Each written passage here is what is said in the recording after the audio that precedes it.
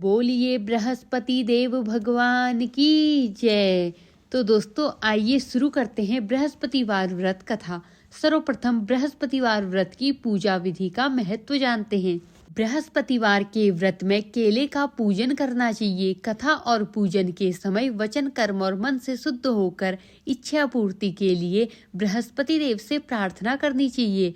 मेरी मनोकामनाओं को बृहस्पति देव अवश्य पूर्ण करेंगे, ऐसा मन में दृढ़ विश्वास रखना चाहिए। दिन में एक ही समय भोजन करें। पीले चने की दाल आदि का भोजन करें। नमक न खाएं। पीले वस्त्र पहने। पीले फलों का ही प्रयोग करें। पीले चंदन से ही पूजन करें। पूजन के बाद श्रद्धा पूर्वक एवं प्रेम पूर्वक गुरु महाराज की कथा सुननी चाहिए। इस व्रत को करने से मनोवांछित फल मिलते हैं और बृहस्पति महाराज प्रसन्न होते हैं। धन, विद्या, पुत्र तथा मन की सभी इच्छाएं पूर्ण होती हैं। परिवार में सुख तथा शांति रहती है। इसलिए यह व्रत सब व्रतों में श्रेष्ठ और अति फलदायक है। आइए शुरू करते हैं बृहस्पतिवार व्रत कथा। बहुत समय पहले की बात है। भारत में एक राजा राज्य करता था। वह अति प्रतापी एवं दानी था। वह प्रतिदिन मंदिर में भगवत दर्शन करने जाता था और गुरु और ब्राह्मणों की सेवा भी किया करता था। उसके द्वार से कोई भी याचक निराश नहीं लौटता था। वह प्रत्येक गुरुवार को व्रत रखता और पूजन करता था। हर दिन गरीबों की मदद करता था। परंतु यह सब बातें उसकी रानी पसंद नहीं करती थी। वह न व्रत करती थी और न ही किसी को एक भी पैसा दान के रूप में देती थी। वह राजा को भी ऐसा करने से रोकती थी।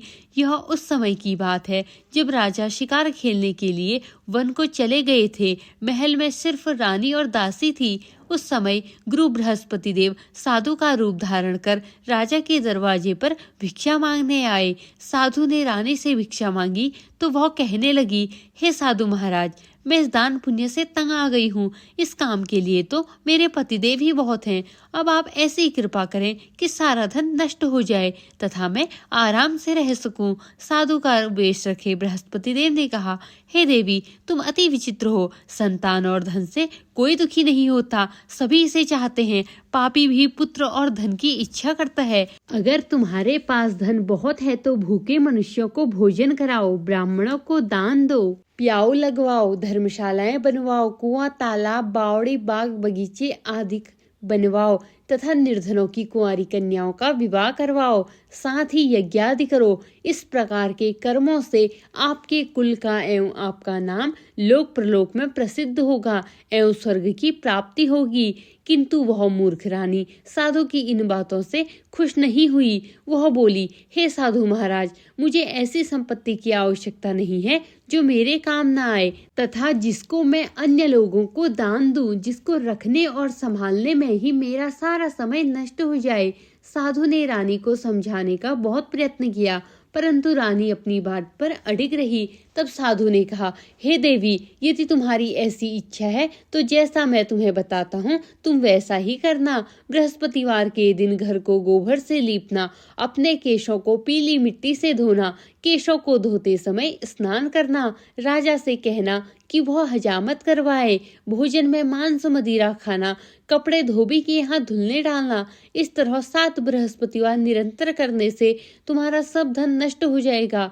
ऐसा कहकर साधु रूपी बृहस्पति देव अंतर्ध्यान हो गए। रानी ने साधु के कहे अनुसार ही भरपेट 7 बृहस्पतिवार वैसा ही करने का विचार किया। साधु के बताए अनुसार करते हुए उसे केवल 3 बृहस्पतिवार ही बीते थे कि उसकी समस्त धन संपत्ति नष्ट हो गई। कहे अनुसार भरपेट भोजन के लिए भी दोनों समय परिवार तरसने लगा तथा सांसारिक भोगों से दुखी रहने लगा। इस प्रकार के अभावग्रस्त जीवन से तंग आकर एक बार राजा रानी से कहने लगा कि हे रानी, तुम यहाँ पर रहो, मैं दूसरे देश को जाता हूँ, क्योंकि यहाँ पर मुझे सभी मनुष्य जानते हैं, इसलिए मैं यहाँ कोई कार्य भी नहीं कर सकता। देश चोरी प्रदेश भीख के समान है। ऐसा कहकर राजा प्रदेश चला गया। वहाँ जंगल में लकड़ी काट कर लाता और उन्हें शहर में बेचकर जीवन यापन करने लगा। राजा के जाने के पश्चात इधर उसके बिना रानी और दासियां दुखी रहने लगी। किसी दिन भोजन मिलता तो किसी दिन जल पीकर ही रहना पड़ता था। एक समय रानी और दासियों को 7 दिन बिना भोजन के व्यतीत हो गए तो रानी अपनी दासी से बोली, हे दासी, यहाँ समीप के नगर में ही मेरी बहन रहती है जो बहुत धनवान है। तू उसके पास जा और वहां से 5 सेर बेजर मांग कर ले आ, जिससे कुछ समय के लिए गुजर बसर हो जाएगी। दासी उसकी बहन के पास गई। बृहस्पतिवार का दिन था। रानी की बहन उस समय ध्यानमग्न होकर पूजा कर रही थी। दासी ने रानी की बहन से कहा, हे रानी, मुझे आपके पास आपकी बहन ने भेजा है, मुझे 5 सेर बेजर दे दो। दासी ने अपनी बात अनेक बार कही, परंतु रानी की बहन ने कोई उत्तर नहीं दिया, क्योंकि वह उस समय बृहस्पतिवार की कथा सुन रही थी। रानी की बहन से जब दासी को कोई अपेक्षित उत्तर नहीं मिला तो वह अति दुखी हुई। उसे क्रोध भी बहुत आया। लौटकर वह रानी से बोली, हे रानी, आपकी बहन तो बहुत धनी स्त्री है, परंतु वह अति घमंडी भी है। वह छोटे लोगों से बात भी नहीं करती। 5 सेर बेजर देने के लिए मैंने उनसे बहुत बार कहा, परंतु उसने कोई उत्तर नहीं दिया। इस प्रकार मुझे निराश एवं खाली हाथ लौटना पड़ा। रानी बोली, हे दासी, इसमें मेरी बहन का किसी प्रकार का कोई दोष नहीं है। जब बुरे दिन आते हैं तब कोई सहारा नहीं देता, अपने पराये हो जाते हैं। अच्छे बुरे का ज्ञान विपत्ति में ही होता है। जो ईश्वर की इच्छा होगी वही होगा। यह सब हमारे भाग्य का दोष है। उधर पूजा समाप्त होने के पश्चात रानी की बहन ने सोचा कि मेरी बहन की दासी आई हुई थी, परंतु मैंने उसे कोई उत्तर नहीं दिया, इससे वह बहुत दुखी हुई होगी।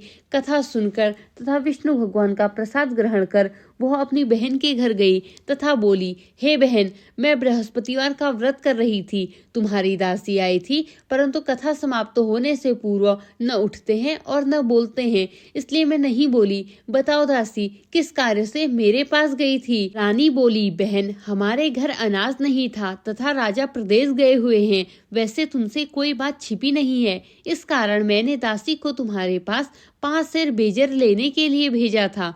इस पर रानी की बहन बोली, हे बहन, बृहस्पति भगवान सबको मनोवांछित फल देते हैं। देखो, शायद तुम्हारे घर में किसी कोने में अनाज रखा हो। यह सुनकर रानी की बहन की बातों से विस्मित दासी घर के अंदर गई तो उसे वहां एक घड़ा बेजर का भरा मिल गया। उसे बड़ा आश्चर्य हुआ, क्योंकि उसके अनुसार घर का एक एक बर्तन अन्न से खाली था। उसने बाहर आकर रानी को सारा वृत्तांत सुनाया।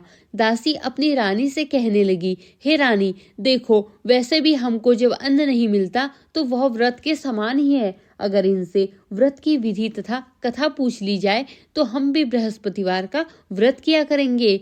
और फिर दासी के कहने पर रानी ने अपनी बहन से बृहस्पतिवार व्रत पूजन विधि एवं नियमों के बारे में विस्तार से पूछा। उन्होंने बताया, जो बृहस्पतिवार के व्रत में चने की दाल और मुनका से विष्णु भगवान का केले की जड़ में पूजन कर दीपक जलाता है, पीला भोजन करता है और पीले वस्त्र धारण करता है तथा प्रेम पूर्वक बृहस्पति भगवान की कथा सुनता है, इस प्रकार करने से गुरु भगवान उस भक्त से प्रसन्न होते हैं, धन अन्न पुत्र देते हैं, मनोवांछित मनोकामना पूर्ण करते हैं। व्रत एवं पूजन की विधि बताकर रानी की बहन अपने घर लौट गई।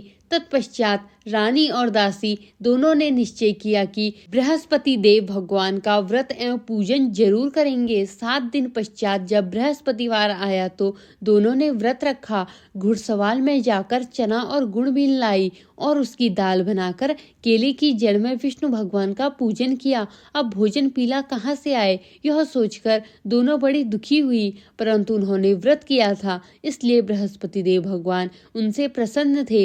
एक साधारण व्यक्ति के रूप में वे 2 थालों में सुंदर पीला भोजन लेकर आए और दासी को देकर बोले, हे दासी, यह भोजन तुम्हारे और रानी के लिए है, तुम दोनों ही इसे ग्रहण करना। दासी भोजन पाकर अति प्रसन्न हुई और रानी से बोली, हे रानी, भोजन कर लो।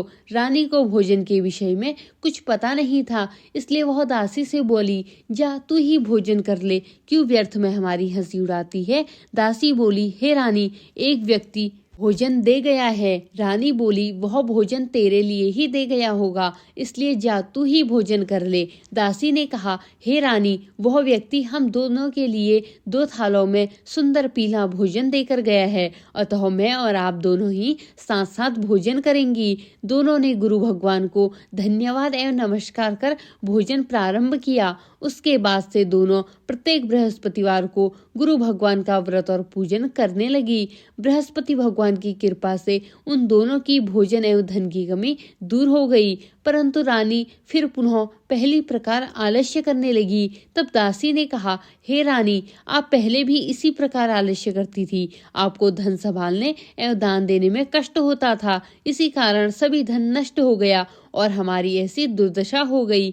अब गुरु भगवान की कृपा से धन मिला है तो आपको फिर आलस्य हो रहा है। बड़े कष्टों के बाद आपने यह धन पाया है, इसलिए आपको दान पुण्य करना चाहिए। भूखे मनुष्य को भोजन कराओ, ब्राह्मणों को दान दो, प्याव लगवाओ, कुआं तालाब बावड़ी बाग बगीचे आदि का निर्माण कराओ, कुंवारी कन्याओं का विवाह करवाओ, मंदिर पाठशाला बनवाकर दान दो, धन को शुभ कार्यों में खर्च करो, जिससे आपके कुल का सम्मान बढ़े तथा आपको स्वर्ग की प्राप्ति हो एवं आपके पितृ प्रसन्न हो। दासी की बात मानकर रानी ने इसी प्रकार के सत्कर्म करने प्रारंभ कर दिए। इस प्रकार करने से उसका काफी यश फैलने लगा। कुछ दिनों बाद एक दिन रानी और दासी आपस में विचार करने लगी कि न जाने राजा किस दशा में होंगे, उनकी कोई खोज खबर नहीं है।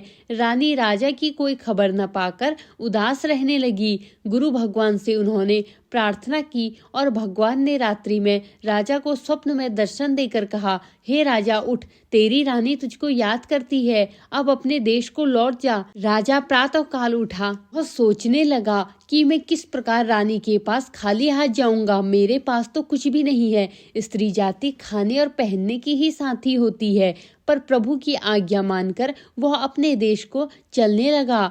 प्रदेश में राजा बहुत दुखी रहने लगा। प्रतिदिन जंगल में लकड़ी बीन कर लाता और उसे शहर में बेचकर अपने दुखी जीवन को बड़े कठिनाई से व्यतीत करता था। एक दिन राजा दुखी होकर अपने पुराने दिनों को याद करके रोने लगा। उस जंगल में बृहस्पति देव एक साधु का रूप धर कर आए और राजा से बोले, हे लकड़हारे, तुम इस वीरान जंगल में किस चिंता में बैठे हो, मुझे बतलाओ। यह सुनकर राजा की आंखों में आंसू भर आए और वह साधु को प्रणाम कर बोला, हे प्रभु, आप सब कुछ जानने वाले हैं। इतना कहकर राजा ने साधु को अपनी समस्त व्यथा सुना दी। तब साधु रूप में गुरु भगवान राजा से बोले, हे राजन, तुम्हारी पत्नी ने बृहस्पतिवार के दिन बृहस्पति देव का अपमान किया था, जिसके कारण तुम्हारी यह दुर्दशा हुई। अब तुम किसी प्रकार की चिंता मत करो, भगवान तुम्हें पहले से अधिक धन प्रदान करेंगे। देखो, तुम्हारी पत्नी ने बृहस्पतिवार का व्रत प्रारंभ कर दिया है। अब तुम भी बृहस्पतिवार का व्रत प्रारंभ करके चने की दाल व गुड़ जल के लोटे में डालकर केले का पूजन करो, फिर कथा कहो या सुनो, भगवान तुम्हारी सभी इच्छाओं की पूर्ति करेंगे। साधु के वचन सुनकर राजा बोला, हे प्रभु, मुझे लकड़ी बेचने के पश्चात इतना पैसा भी नहीं बचता कि भोजन करने के उपरांत कुछ भी बचा सकूं। मैंने रात्रि में अपनी रानी को व्याकुल व्यथित देखा है। मेरे पास कोई साधन नहीं है जिससे उनका समाचार भी जान सकूं। इसके अतिरिक्त मैं बृहस्पति देव की कथा भी नहीं जानता हूँ, जिसे कह या सुनकर मैं व्रत धारण कर भगवान बृहस्पति देव का पूजन कर सकूं। साधु ने कहा, हे राजा, तुम किसी बात की चिंता न करो। बृहस्पतिवार के दिन तुम नित्य की भांति लकड़ियां लेकर शहर जाओ। तुम्हें रोज से दुगना धन प्राप्त होगा, जिससे तुम भली भांति भोजन कर लोगे तथा गुण एवं चने का प्रसाद खरीदकर बृहस्पति देव की पूजा भी कर सकते हो। बृहस्पतिवार की कहानी इस प्रकार से है। बृहस्पति देव की कहानी। प्राचीन समय में एक बहुत ही निर्धन ब्राह्मण था। उसकी कोई संतान नहीं थी। ब्राह्मण नित्य पूजा पाठ करता, ब्राह्मण स्वभाव से दयालु एवं धार्मिक विचारों वाला व्यक्ति था, परंतु उसकी पत्नी बहुत मलिनता के साथ रहती थी। वह न तो स्नान करती थी और न ही किसी देवता का पूजन करती थी। सुबह उठते ही सर्वप्रथम भोजन करती थी, बाद में गृह के अन्य कार्य करती थी। अपनी पत्नी की ऐसी आदत के कारण ब्राह्मण देवता बहुत दुखी रहते थे। वह अपनी पत्नी को बहुत समझाते, किंतु उसका कोई परिणाम न निकला। भगवान की कृपा से ब्राह्मण की स्त्री के कन्या उत्पन्न हुई। वह कन्या ब्राह्मण के घर में बड़ी होने लगी। वह बालिका प्रातः काल ही स्नान करके भगवान विष्णु का जप करती थी। बृहस्पतिवार का व्रत भी करने लगी। पूजा पाठ समाप्त कर पाठशाला जाती तो अपनी मुट्ठी में जौ भरकर ले जाती और पाठशाला जाने के रास्ते में डालती जाती। भगवान बृहस्पति देव की कृपा से वही जौ स्वर्ण के हो जाते और लौटते समय उनको बीनकर घर ले आती। एक दिन वह बालिका सूप में उन सोने के जौ को फटक कर साफ कर रही थी।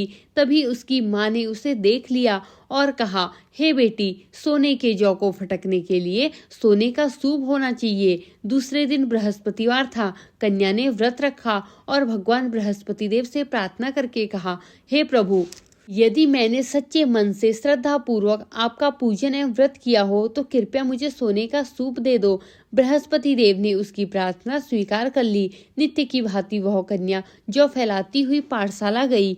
लौटकर जब वह जौ बीन रही थी तो बृहस्पति भगवान की कृपा से उसे सोने का सूप प्राप्त हुआ। सोने के सूप से वह घर ले आई और उससे जौ साफ करने लगी, परंतु उसकी माँ का आचरण वैसा ही रहा। एक दिन वह कन्या सोने के सूप में जौ साफ कर रही थी। उसी समय अचानक उस नगर का राजकुमार वहां से होकर निकला। कन्या के रूप एवं कार्य को देखकर राजकुमार कन्या पर मोहित हो गया। राजमहल लौटकर राजकुमार अन्न तथा जल त्याग कर उदास होकर लेट गया। राजा को जब अपने पुत्र द्वारा अन्न जल त्यागने का समाचार ज्ञात हुआ तो अपने मंत्रियों के साथ वह राजकुमार के पास गए और बोले, हे बेटा, तुम्हें किस प्रकार का दुख है? किसी ने तुम्हारा अपमान किया है अथवा कोई और कारण है तो मुझे बताओ, मैं वही करूंगा जिससे तुम प्रसन्न हो जाओ। राजकुमार ने अपने पिता की बातें सुनी तो वह बोला, आपकी कृपा से मुझे किसी प्रकार का कष्ट नहीं है, किसी ने मेरा अपमान भी नहीं किया है, परंतु मैं उस कन्या के साथ विवाह करना चाहता हूँ जो सोने के सूप में जौ फटक रही थी। यह सुनकर राजा आश्चर्य में पड़ गया और बोला, हे राजकुमार, इस तरह की कन्या का पता तुम लगाओ, मैं तुम्हारा विवाह उसके साथ अवश्य ही करवा दूंगा। राजकुमार ने प्रसन्न होकर राजा को उस ब्राह्मण कन्या के घर का पता बताया। राजा के आदेश पर मंत्री उस कन्या के घर गया और राजा का आदेश ब्राह्मण को कह सुनाया। कुछ ही दिन बाद ब्राह्मण की कन्या का विवाह राजकुमार के साथ हो गया। घर में कन्या के विदा होते ही उस ब्राह्मण के घर में पहले की तरह निर्धनता वास करने लगी। अब भोजन के लिए अनाज भी बड़ी मुश्किल से मिलता था। एक दिन दुखी होकर ब्राह्मण देवता अपनी बेटी से मिलने गए। बेटी पिता की ऐसी अवस्था को देखकर अत्यंत दुखी हुई और उसने अपनी माँ का समाचार पूछा। ब्राह्मण ने पुत्री को सभी हाल कह सुनाया। पुत्री ने अपने पिता को बहुत सारा धन देकर विदा किया। इस प्रकार ब्राह्मण का कुछ समय सुखपूर्वक व्यतीत हुआ, लेकिन धन समाप्त होने के बाद स्थिति पूर्वतः हो गई। ब्राह्मण फिर अपनी पुत्री के यहाँ गया और उसे सभी हाल कह सुनाया। पुत्री बोली, हे पिताजी, आप अपने साथ माताजी को यहाँ लिवा लाओ, मैं उन्हें वह विधि बता दूंगी जिससे दरिद्रता दूर हो जाएगी। ब्राह्मण देवता अपनी पत्नी को साथ लेकर राजमहल अपनी पुत्री के पास पहुँचे तो पुत्री अपनी माँ को समझाने लगी, हे माँ, तुम सुबह उठकर सर्वप्रथम स्नान आदि करके भगवान विष्णु का पूजन किया करो तो सब निर्धनता दूर हो जाएगी। परंतु उसकी माँ ने उसकी एक न मानी। वह सुबह उठकर सर्वप्रथम अपनी पुत्री का बच्चा जूठन खा लेती थी।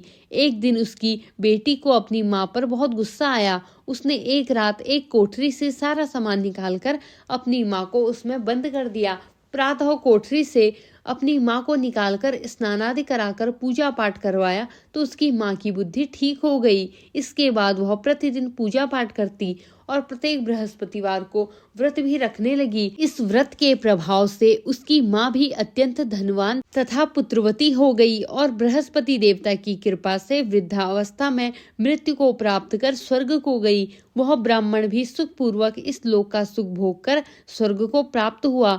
इस प्रकार कहानी कहकर साधु देवता वहां से अंतर्ध्यान हो गए। धीरे धीरे समय बीत गया तथा बृहस्पतिवार का दिन आया। लकड़हारा रूपी राजा जंगल से लकड़ी काटकर किसी शहर में बेचने गया। आज उसे और दिनों से अधिक धन मिला। राजा ने चना और गुण आदि लाकर भगवान विष्णु का पूजन किया तथा बृहस्पतिवार का व्रत किया। उस दिन से उसके सभी कष्ट दूर हो गए, परंतु अगले बृहस्पतिवार को वह व्रत करना भूल गया। इस कारण बृहस्पति भगवान उससे रुष्ट हो गए। उस दिन उस नगर के राजा ने विशाल यज्ञ का आयोजन किया तथा अपने समस्त राज्य में घोषणा करवा दी थी कि कोई भी मनुष्य अपने घर में न भोजन बनाएगा और न आग जलाएगा। सब लोग मेरे यहाँ भोजन करने आए। इस आज्ञा को जो नहीं मानेगा उसको सूली पर लटका दिया जाएगा। राजा की आज्ञा अनुसार राज्य के सभी निवासी राजा के भोग में सम्मिलित होने गए, परंतु लकड़हारा कुछ विलंब से पहुंचा, इसलिए राजा उसको भोजन कराने अपने साथ महल में ले गया। जब राजा लकड़हारे को भोजन करा रहे थे तो रानी की दृष्टि उस खूंटी पर पड़ी जिस पर उसका नौलखा हार लटका हुआ था।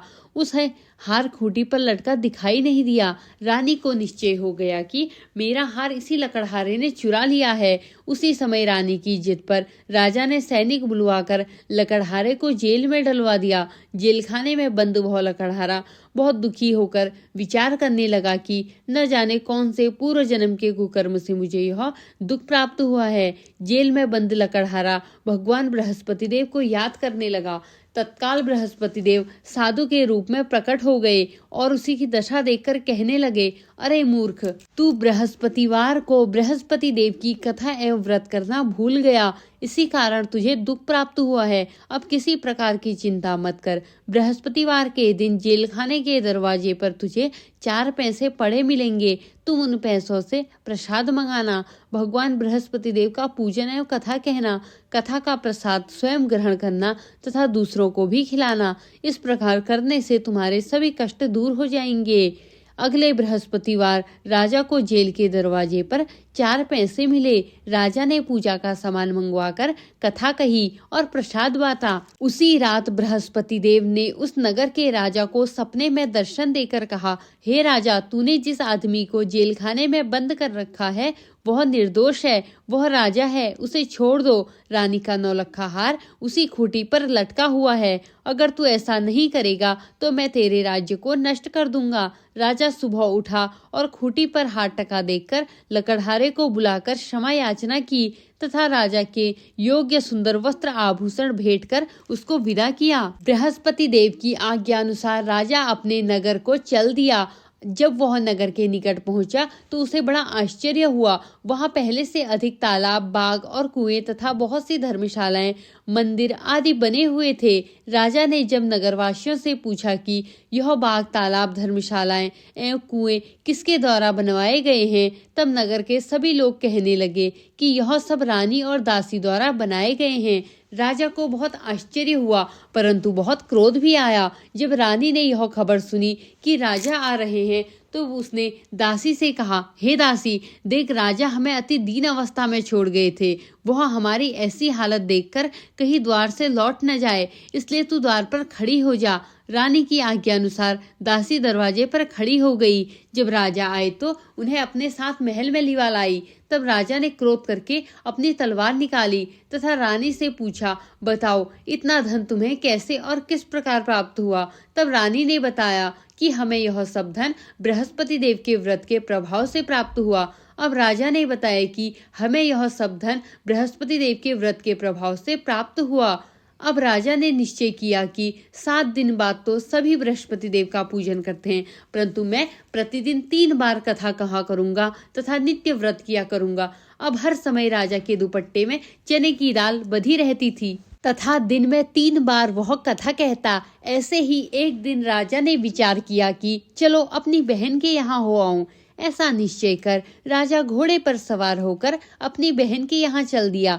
मार्ग में उसने देखा कि कुछ आदमी एक मुर्दे को लिए जा रहे हैं। उन्हें रोककर वह कहने लगा, अरे भाइयों, कुछ देर मेरी बृहस्पति देव की कथा सुन लो। वे बोले, लो, हमारा तो आदमी मर गया है, इसको अपनी कथा की पड़ी है। परंतु कुछ आदमी बोले, अच्छा कहो, हम तुम्हारी कथा भी सुनेंगे। राजा ने दाल निकाली और कथा कहनी शुरू कर दी। जब कथा आधी हो गई तो मुर्दा हिलने लगा और जब कथा समाप्त हो गई तो वह राम राम करके मुर्दा खड़ा हो गया। राजा आगे चला। उसे चलते चलते शाम हो गई।